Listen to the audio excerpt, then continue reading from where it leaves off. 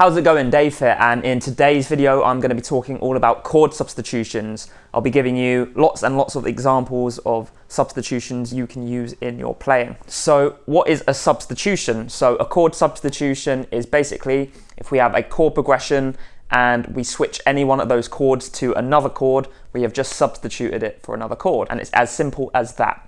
So let's get into some basic substitutions you can use. So we're going to be playing in the key of C today just because it's easy. So we've got 7 chords in the key of C: C, D minor, E minor, F, G, A minor, B diminished, and C.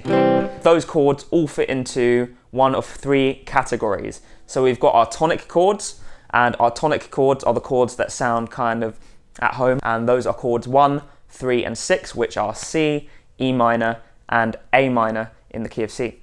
Then we have the subdominant chords. The subdominant chords add a teeny bit of tension to your chord progression and they get things moving a little bit, I suppose. And these chords are chords 2 and 4, so that is D minor and F if we're playing in the key of C. Finally, we have the third category of chords, which are dominant chords. The dominant chords are chords 5 and 7, so G major and B diminished. So what you want to do is play a tonic chord, then a subdominant chord, and then play a dominant chord, and then play a tonic chord again. So, for example, if I was to take a tonic of chord number 1, C, make the subdominant chord number 4, which is F, I'll use G for the dominant chord, and then I'll land back on C again.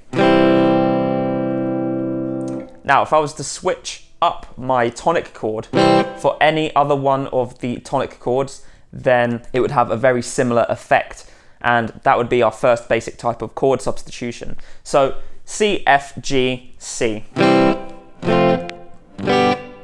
That's our chord progression, and the first C I can switch up for any other of the tonic chords. So I could switch it up for an E minor and the chord progression would now sound like this.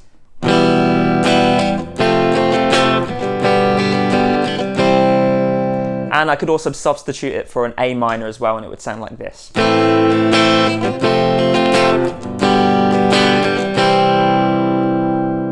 Any chord in your tonic section can be substituted for another tonic chord. Same thing goes with the predominant chords or the subdominant chords. The cool thing about subdominant chords is they both contain an F, and F is what we call an active note. It wants to move back and resolve somewhere. Of course, we've got the chord F in our chord progression. That's chord number 4. So we could substitute it for the other chord in the subdominant section, which is D minor. So now our chord progression sounds like this: C, D minor, G, and C. So let's have a listen.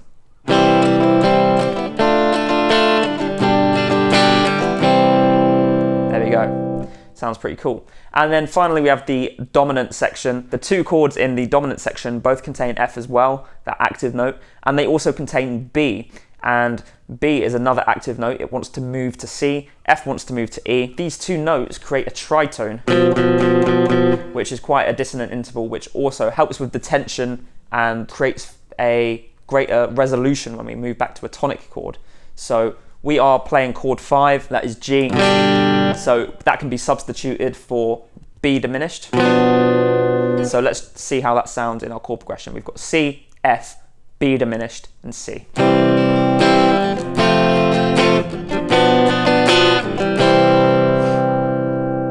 So that works very nicely. So those were diatonic chord substitutions. They're the very first level of chord substitution you should become comfortable with, but they are definitely not the only ones, and they're not the most exciting ones. So let's start off by spicing up our subdominant chord. And as I said, that subdominant chord, F or D minor, they both contain the note F.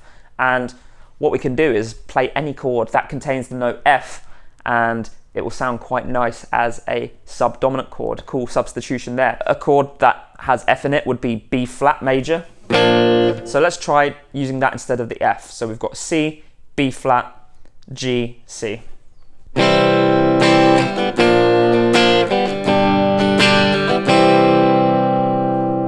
Cool. B flat minor has an F in it as well, so let's try that.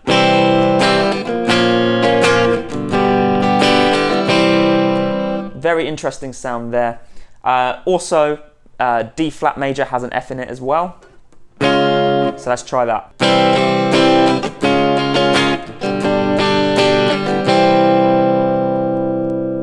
That's also a very interesting sound.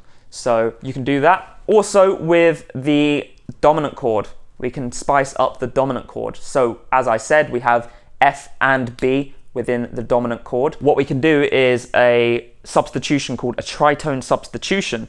And basically what that means is we play our dominant chord, chord 5 in particular, G, and we play a dominant 7th chord, a tritone, above that. So that would be D flat 7. And because that chord, D flat 7, has the F and B in it as well, it works really nicely as a dominant chord. So we can play C, F, D flat 7, C.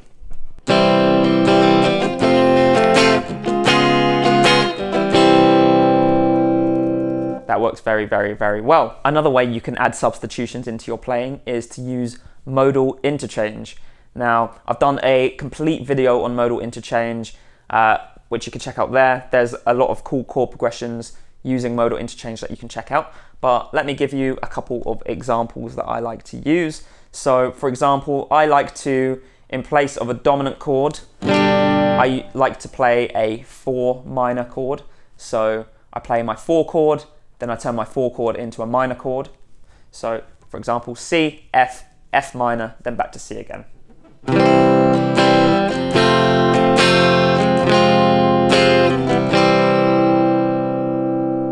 And what we're doing with modal interchange is we're borrowing chords from a parallel key. So a parallel key is a key that has the same tonic. So I'm playing in C major, but I'm borrowing a chord from C minor.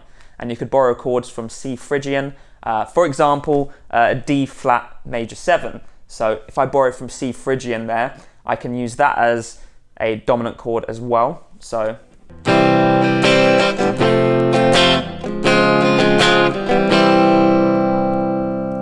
there you have it. There's some chord substitutions you can use in your playing.